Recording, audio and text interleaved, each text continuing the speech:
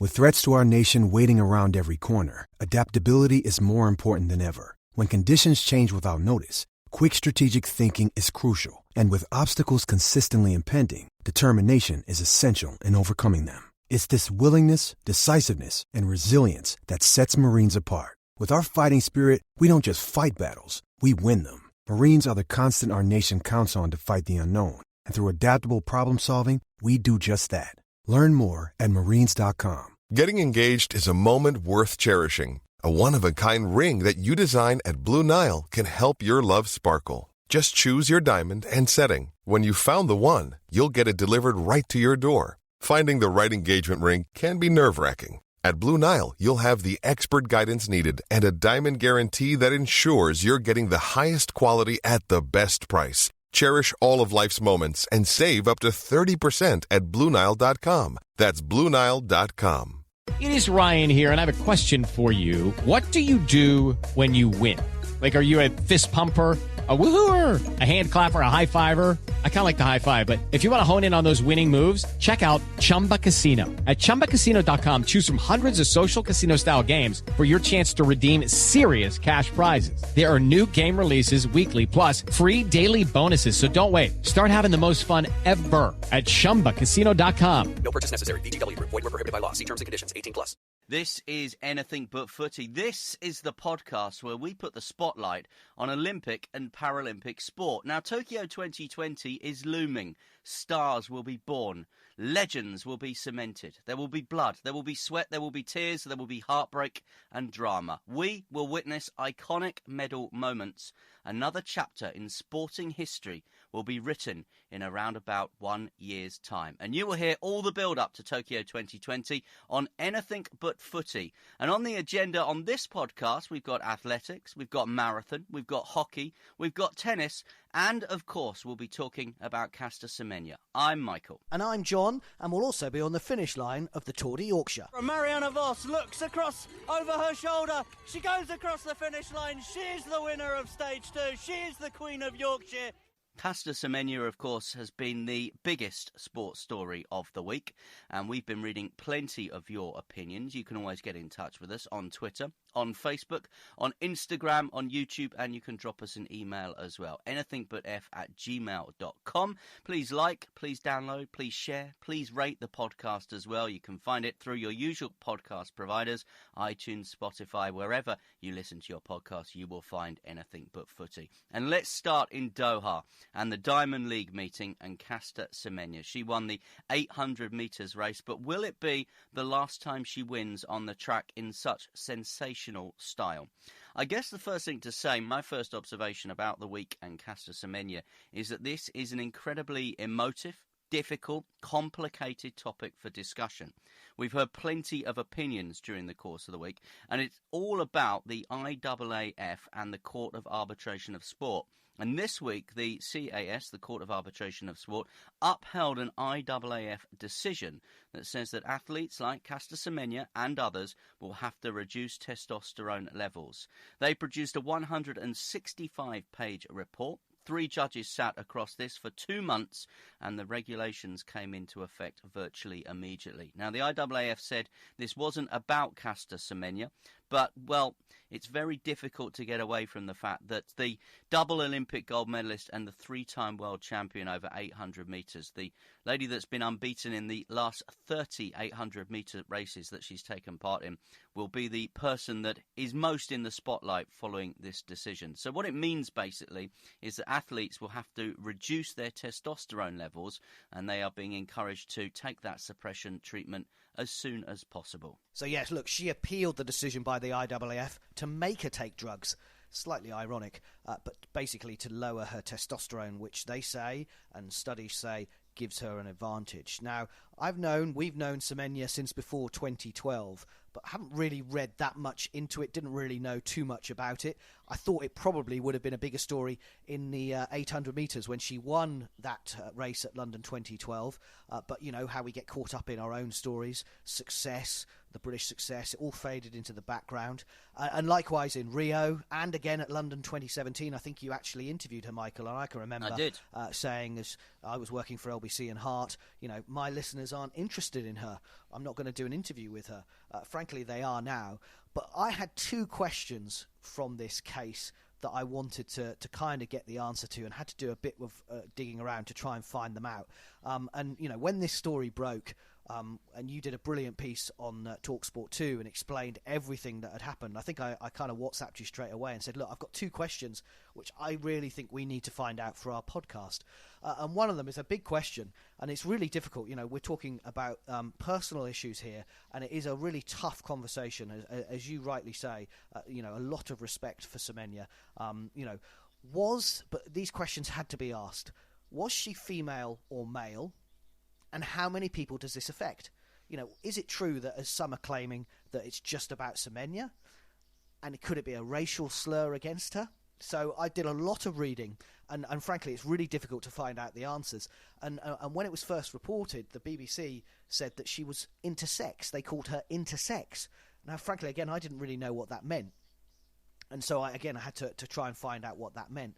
Now, look, I agreed with Paula Radcliffe and Sharon Davis, who, you know, it's wrong to say they're opponents, but, you know, they have a different view, and again, they're pushing, you know, that they are worried about the future of women's sport. They say that it's a danger if it's not ultimately fair. You know, what is the point of having women's sport if ultimately it's not fair? So I agree with Paula Radcliffe and Sharon Davis, and I also disagreed with the people saying it's the same as Michael Phelps having a wide arm span, or Usain Bolt having longer legs, or his reaction times. Ultimately, in athletics, it's men competing against men. That was the decision made, women against women. And going back to biology lessons, again, I had to do a lot of research on this. I wasn't very good at school, couldn't really remember. Men have XY chromosomes and women XX. And that's what athletics categories are judged on. Absolutely nothing else. So, you know, with all this in mind, I'm still trying to find the answer to my original question. And what I finally discovered, and the CAS statement makes absolutely clear, is that Caster Semenya has both XY, so both male and female chromosomes. And if she didn't, the regulations wouldn't apply to her. And big up and well done to Robert Johnson from the Let's Run website. He gets this absolutely spot on. We tweeted it, anything but F, on our Twitter account. It's well worth a read. Have a read if you want to have a bit more detail on that. So ultimately, how can an intersex be allowed to compete in a women's race? Well, the IAAF said the only way you can is taking drugs and lowering the testosterone, which does give an advantage. And it's why men and women don't compete against each other in athletics. This means that they can, and ultimately there is a level playing field. The IAAF did have limits, of course, between 2011 and 2015. If you look at Caster Semenya's times during that period, 2015 she was down to 1:59.59, but in 2014 she was running 2:02.66 for an 800-metre race. Now, if you look at her times in 2018, 1:54.25. So we're looking at a potential difference here of around about 7 seconds in her time. Now, the IAAF obviously researched this, and they tried to demonstrate, they did demonstrate, and that was upheld, that female athletes with this elevated level of testosterone would have what they described as a 3% improvement in performance. Now, the IAAF did scrap this research eventually after Semenya and others argued against it, of course, and this is then the research which has now been represented, if you like, and now been upheld by the Court of Arbitration of Sport. Taking it back to the individual, and as we said right at the start of this, Lord Coe has always claimed this wasn't a policy aimed at an individual, but Caster Semenya obviously brought this appeal. Taking it back to her, I think she's carried herself with great dignity throughout. And I mean, not just throughout the last week or so, but I think the past decade, because, 10 years ago, she had to undergo gender testing. Imagine if someone came up to you and said, we need to test your gender. Now, the results of that gender test were never made public. We can only speculate what the result was. The perceived wisdom, and what you've just said there, is that the test highlighted both male and female characteristics, and therefore the higher level of testosterone than normal. And I totally agree with you. I think it's very simplistic, and this was probably the position I was taking maybe a couple of weeks ago, but I've educated myself about it in the past couple of days, like you have, I think it's incredibly simplistic to say, well, surely if you've got longer legs, that makes you a better sprinter. Surely if you've got longer arms, that makes you a better swimmer. I think that is an over-simplistic explanation of what we've seen here with Caster Semenya. I'll just read as well her statement. She tweeted initially where she said sometimes it's better to react with no reaction. She came out with a statement a little bit later on, and she said, I will once again rise above and continue to inspire young women and athletes in South Africa and around the world. I should also mention, of course, that this ruling only takes into account a small number of races. So we're only looking at 400 metres, 800 metres, up to 1,500 metres. And, of course, in the way that these things so often are, Caster was on track in Doha at the Diamond League just days later. Yeah, absolutely. Look, I totally agree. You know, she's a double Olympic champion, for goodness sake. You know, she should be allowed to compete, but it has to be a level playing field. And the second question I really wanted an answer to was how many people does this actually affect? It's called DSD. How many people have it? And apparently, again, doing the research, not more than 2% of the population. So it's not just about Caster, but not that many people do have DSD. However, what's really interesting and intriguing is the report suggests the top three, the gold, silver and bronze medalists at the Rio 2016 Olympics in the 800 metres, all had some kind of testosterone advantage. Now, the IAAF and SEBCO had to act. They had to act. But, you know, I do feel sorry for Caster Semenya. I have sympathy for Caster Semenya, but I tell you what, there has to be a level playing field. But she has come across incredibly well. She's behaved herself. The way that she has come over, the way she's held herself, I think the CAS really praised her as well and her demeanour. You know, that has been incredible. Unfortunately, some of her supporters haven't quite behaved like that. Let me ask you a question as well about a British athlete that has spoken at length about this, and she's spoken at length about it because she's been asked about it at length, and that is Lindsay Sharp, who, you know, we've got used to seeing trailing in behind Caster Semenya. Now, she's been very outspoken over the years, Lindsay Sharp, and I think some people got on Lindsay Sharp's back about this and thought maybe she was, if you like, targeting Caster Semenya. But has opinion changed, do you think, slightly towards Lindsay Sharp based on some of the knowledge that we've gained about DSD, which means difference in sex development over the past few weeks? Do you have a little bit more sympathy for Lindsay Sharp now?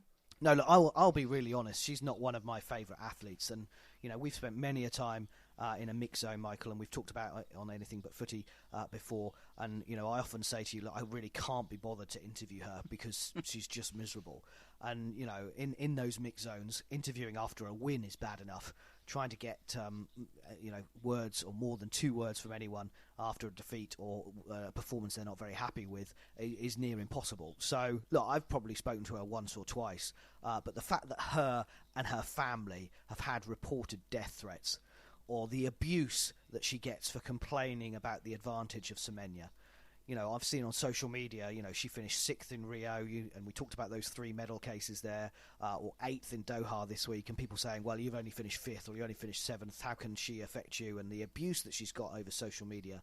I just think it's absolutely, simply unacceptable. And look, this is a wider problem in this case, but social media, sticks and stones may break my bones, we all know that, but words will never hurt me. I actually think it's the other way around now. I think words are more... you know, the words on social media do invariable damage, and many people hide behind anonymity. I mean, we often talk about the glory summer of London 2012, and the world and the country was in such a great place, and it was the same with social media. Everyone was happy, everyone was, you know, delighted to be on there, telling people what they were doing. Now it's just people being miserable, and people having a go at people, and people being, frankly, you know, absolutely outrageous on there and saying things they would never say to anyone in person. It's like when you talk to your boss, you will say things on an email to your boss more than you would face to face. It's so easy to hide behind that computer. So anyone who does that should be ashamed. And look, and total contrast to how Caster Semenya has behaved, and applauded by the CAS, as I said, for the way that she's conducted herself. But, you know, Lindsay Sharp and her family, you know, so much respect for her, and she's doing the right thing. You just focus on what you're doing and just ignore the naysayers. I echo every word you've just said there, and we're speaking at length about this Caster Semenya case on Anything But Footy this week, but we make no apology about that because I think it could potentially be the biggest sporting story of the year and could potentially lead to a change in athletics the way we know it. So, as you said, we've always had men against men, women against women. Could we be heading to a different setup where maybe we've got, and I don't really want to use this phrase, but I think people will understand what I mean, a Paralympic-style categorisation in athletics. Is that where perhaps we're heading, where people's genetic makeup, if you like, is tested, and then people with a similar genetic makeup race or throw or jump against people with another similar genetic makeup? Is that perhaps where the world of athletics will head? I suspect it's a long way off if it is going to go that way, but I wonder whether that is the end game. I think it's the question that you have to ask. You know, we said earlier that the IAAF and SEBCO had to do something, but actually, is it time, as you say, to embrace it? Is it time to look towards the future? It's not going to be immediate, but actually, should they embrace it? And so you can have, athletes in certain events equal competing against their equal. But will it stop the naysayers and the Twitter doomsayers saying it's been an establishment fit-up? I'm not sure it will, but something has to be looked at going forward. This is Anything But Footy, the podcast where we put the spotlight on Olympic and Paralympic sport. Names on the agenda still to come. Dina Asher Smith, Farah, Joanna Konta. We'll also be talking hockey, and we'll also be talking squash. Not an Olympic or Paralympic sport, of course. It is in the Commonwealth Games, and it is a sport we cover on Anything But Footy. We'll also be putting the focus on women's sport very shortly, but the country hosted a huge event across the bank holiday weekend. Millions were out on the streets of Yorkshire, an event that they say generates around about £98 million for the local economy, an event that brings around 2.6 million to the roadside. 190 countries around the world broadcast the race live when the weather allows it. 12.5 million people watched it on TV. 2 national parks, 1 area of outstanding natural beauty, 150 towns and villages, 274 kilometres of new roads, 12 classified climbs, 8 intermediate sprints. I'm talking, of course, about the Tour De Yorkshire. I tell you what, you can tell he's covered that in the wind and the rain and the howling gales on Scarborough Seafront. Absolutely incredible stuff, some great stats there. It's a bike race, but more than a bike race. You know, this event is getting there up in the public consciousness, and particularly for the people of Yorkshire.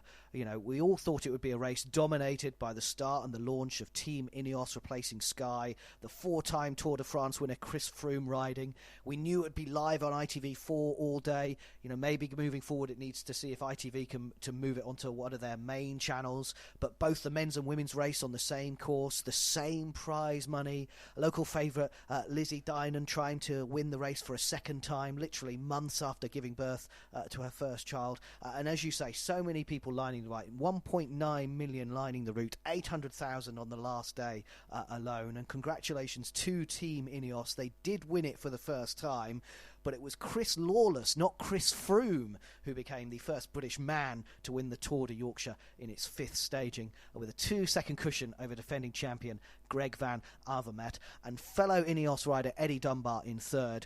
Van Avermaet won the final stage, but not the overall race. And it was quite a 4 days of action. Now, actually, I sat and watched it really for the first time. You know, I've worked on planning for the event and being across it from a work perspective, but never really been there or watched it. And I actually sat and watched the last 50 kilometres of the men's race on ITV4, and seeing Chris Froome up close in action, the way he broke in that last 50 kilometres, nobody could live with him with that pace going up the hill. Well done to Team Ineos for their first tour, their first victory. I also was particularly impressed by the crowd in Otley. The hills, the spills, the weather, the Yorkshire Rose flying was a great sight to see. But in a week where women's sport has rightly had a huge focus, Michael, you've been covering the 2 days of the ASDA Women's Tour de Yorkshire. It's been a phenomenal event. It puts Yorkshire on the map again. We've seen the crowds out in their numbers. The winner is Yorkshire. global pictures in 190 countries of Yorkshire's beauty. We've had some damp days, but it's not dampened the spirit. We've had some really sunny days. We've had some fantastic sport. It's a great advert for Yorkshire. And it's an elite sporting event. You only have to look at the women's field. There's been no finer field of women's cyclists put together anywhere in the world, has there? No, this is an amazing lineup. We've got 14 of the top 15 women's teams. We've got countless, the best women's riders in the world. We moved the women's race this year to Friday and Saturday, so they would get more crowds. Tick, that happened. They have ridden for the first time the identical courses that the men have ridden. So 364 kilometres, 3,200 metres of climbing, live on TV and equal prize money. So, it's always been a passion of us at Welcome to Yorkshire, and particularly with ASDA, that, women's sport, women's cycling, we need to give it the prominence, and we've managed to do that. On the seafront in Scarborough, Marianne Vos looks across over her shoulder. She goes across the finish line. She is the winner of Stage 2. She is the Queen of Yorkshire. She adds the Tour De Yorkshire title to her Olympic gold medal and her multiple World Championships. Marianne Vos, the winner. Yes, I'm very happy to win here and end this with a big win. And we spoke this morning, you were very worried about the wind and the rain. How brutal was it out there? I wasn't worried. I was just prepared. We knew it was going to be a tough day, and but that's for everybody. And I think we were well prepared for a hard day. Well, Lizzie, a real tough day at the office. You're obviously shivering, but most active rider on the stage. Congratulations. Yeah, thank you. I probably wasn't the best tactical moves today, but I was just on the limit physically, so I wasn't, making the most intelligent decisions, but had a good race. So. Final word from me. Obviously, you know these roads, you know these crowds as well, but sum it all up for the last 2 days. Yeah, I think the whole women's peloton's incredibly grateful for the support that we've received to the organisation, for all the people behind the scenes. It's been a real top-class race, yeah. Well done. Thank you. That's Otley's Lizzie Deignan speaking to me after winning the jersey for being most active rider on Stage 2, which was Bridlington to Scarborough. A couple of quick observations I'd like to make, having covered every edition of the Tour de Yorkshire and been working pretty much on every stage that's ever been held. The thing that I like most about it is the access you get to the cyclists, because what happens is the cycling teams all kind of turn up around about 2 hours before they're meant to start, and they park their caravans and their motorhomes up in a car park, literally a public car park, and anyone can go there. So you can go wandering around, you can have a look at Mark Cavendish's bike, you can hang around, and then the cyclists will come out and they'll do a little bit of a warm-up. You can get your photos, have your autographs.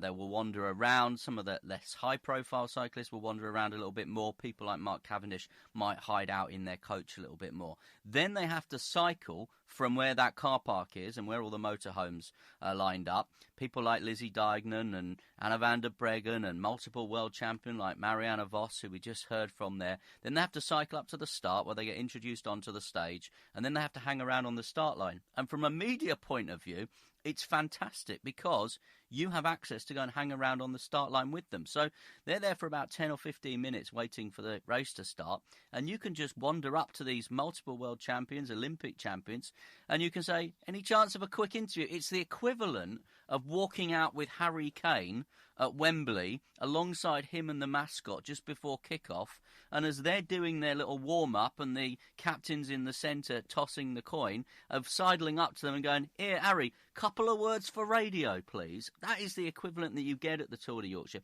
and it's fantastic access, not just for media, but for cycling fans, general fans as well. You can go up to Chris Froome, you can pretty much touch the bike, you can see him up close, get your selfie with him, and I think that's one of the reasons why road cycling is really, really taken off. But my second observation is about the importance that the Tour de Yorkshire has put on the women's race, and I think this has always been a deliberate policy to try and make the women's race as much of an equal as they can for the men's race. So this year they had equal prize money. This year they rode on the same route, although I have to say on the second stage the women had to miss out one of the climbs because there was some suggestions that protesters poured oil on the road, so one of the climbs had to be missed out. So it wasn't quite the same route because they got it cleared up for the men later on in the day. 2 stages for the women. Obviously, more stages for the men. It would be nice to equal that. But I just think it's an absolutely tremendous event and a brilliant event for women's sport. And it was interesting as well. I was reading the BBC website report today where they've described Chris Lawless as the first British winner of the Tour De Yorkshire, completely forgetting, of course, that Lizzie Deignan won it before. She won the very first women's race. And women's sport... Yeah, well, for an organisation that this week launched a campaign about women's sport and launched their hashtag Change the Game campaign with Gabby Logan and Claire Balding and all the others, I think it's a little bit remiss of the state broadcaster. Yeah, I think you could be right there. And as you say, I think it was Peter Dodd from Welcome to Yorkshire saying that there were 15 of the world's leading women cyclists in that race alone. So congratulations to them, incredible stuff. But before we talk more about women's sport in general, Michael, just a quick question. Has this race hit the public consciousness? Is it a national sporting event? Interestingly, when I obviously was chasing the cyclists around Yorkshire over the bank holiday weekend, and you try and interview spectators on the roadside, I would say 50 to 60% are local and from Yorkshire, and are maybe just standing in their own town, village, watching the race. But I would say a significant proportion of people travel. I spoke to a couple that make it a week every year where they come up from Wales. I spoke to people up from London for it. In terms of its importance, whether it's there with the boat race, the London Marathon, the Open Golf, things like that, I'm not sure it's at that level yet. It needs probably, as you say, more extensive television coverage, but I think it's well on its way. And I think there's credit to Welcome to Yorkshire. It was an interesting one this year for Welcome to Yorkshire. It was the first post Sir Gary Verity race. Now, he's been synonymous with the race. He's been front and centre of the race. I thought Peter Dodd was a lot less high profile over the weekend, actually a lot more amenable and available for people like me to speak to him than Sir Gary Verity ever was. And I think the race actually sort of benefited from that. It wasn't about Gary Verity and other people in their mustard trousers and their tweed jackets coming across the finish line in the fast cars and taking the applause. I think the focus was very much on the race itself. And as I said, a great event, probably the best ever lineup of female cyclists that have ever been put together for one race. So, I think we can put that in our Women's Summer of Sport, which will continue with the World Cup in France between the 7th of June and the 7th of July, Wimbledon, Netball World Cup, of course, the Ashes, British Open Golf, Solheim Cup. Now, Yorkshire will host the World Championship Road Cycling in Harrogate at the end of September, so they'll be back. And then you've got the Athletics World Championships and the Athletics IPC Championships as well. And the Sunday Times, actually, Rebecca Myers, one of the Sunday Times journalists, has put together a fantastic pull-out, if you can get hold of that, all about the Women's Summer of Sport. And congratulations as well to, I know we don't talk about football, but Manchester City, who won the FA Cup, the Women's FA Cup. I mention that because 43,000 people went to Wembley. There's a sea change of opinion, I think, as far as women's sport as is in this country at the moment. I really do think now is an opportunity, and women's sport, the administrators behind women's sport, the people that take part in women's sport, the volunteers that help women's sport, they really need to grasp this opportunity now and pick that baton up and run with it, to use a sporting metaphor. Yeah, absolutely. Talking about running with it, what a performance from Dina Asher Smith, of course, last summer, the 3-time European gold medalist in Berlin. She ran the fastest in the world too last year as well. But was that the big question we all had? Was it a one-season mid-Olympic cycle wonder? Was it all from Dina? Were other people taking a back seat slightly? Well, not from what I saw in Doha in the first Diamond League meeting of the outdoor season. In the 200 metres, she totally dominated the field, storming to victory in a new world lead time of 22:26. It was a great start to the season. Could she do it again in the World Championships later on in Doha this summer? The only thing I would say is hopefully there'll be a few more people watching in the stadium. Yeah, well, unfortunately, that is the problem when you take these major events to a lot of the major cities around the world that just haven't got the tradition, the history of watching sports like athletics, staying with athletics. Mo Farah, I got this wrong last week. I hold my hands up, I got this wrong. Not been selected or asked not to be selected to run the marathon at the World Championship, so it's most likely he will return to the track and the 10,000 metres, looking to retain his title that he won in London, the gold medal there. So Mo Farah, after his, I guess, disappointment with the London Marathon performance, has perhaps decided that marathon running is not for him. And as I said, I got that wrong last week because I thought he was going to continue, or at least should continue at least this season through to those World Championships. Yeah, and that performance in the marathon, and we talked about it in our episode Mo's Marathon in the last edition of Anything But Footy. Well worth going back and having a listen to that if you do, but if you want to. It shows how disappointed he was really in that performance, and as you rightly say, maybe he'll now go on and go to the 10k on the track again, despite retiring after London 2017.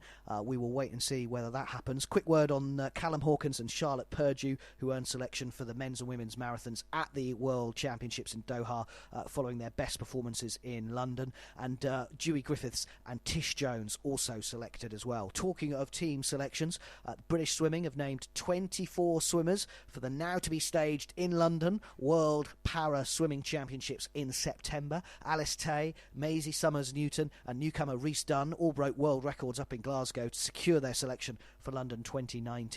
Ellie Simmons also will return to the scene of her London 2012 triumphs after returning to swimming after a year out. And we talked about all that in the episode Mo's Marathon and Social Media Splash, it was called. It was a great edition. We had a special guest, Adele Carlson, as well. Well worth, if you've missed that, going back and having a listen to it.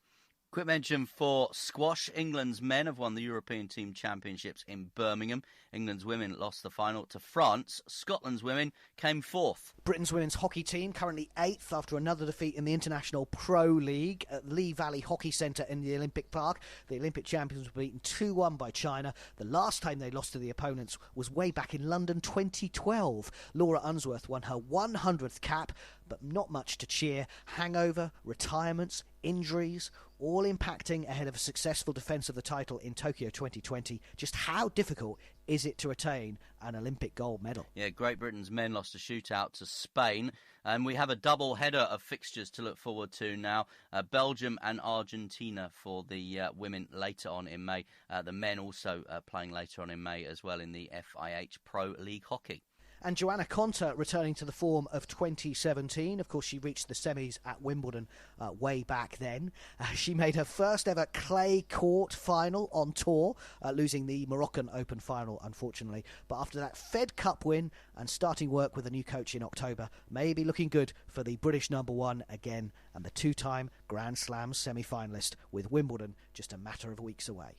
John just used the phrase way back then, about 2017, and that is the way sport goes. Tokyo 2020 is looming, and you will hear all the build-up right here on Anything But Footy. Do keep in touch this week. We love to read your messages. We're on Twitter, we're on Facebook, Instagram and YouTube. You can always email us as well, anythingbutf@gmail.com. Please like, please share, please download, and please rate Anything But Footy. Sports Social Podcast Network. Lucky Land Casino, asking people, what's the weirdest place you've gotten lucky? Lucky? In line at the deli, I guess? Aha, in my dentist's office. More than once, actually. Do I have to say? Yes, you do. In the car before my kids' PTA meeting. Really? Yes. Excuse me, what's the weirdest place you've gotten lucky? I never win and tell. Well, there you have it. You can get lucky anywhere, playing at LuckyLandSlots.com. Play for free right now. Are you feeling lucky? No purchase necessary. Void where prohibited by law. 18+. Terms and conditions apply. See website for details.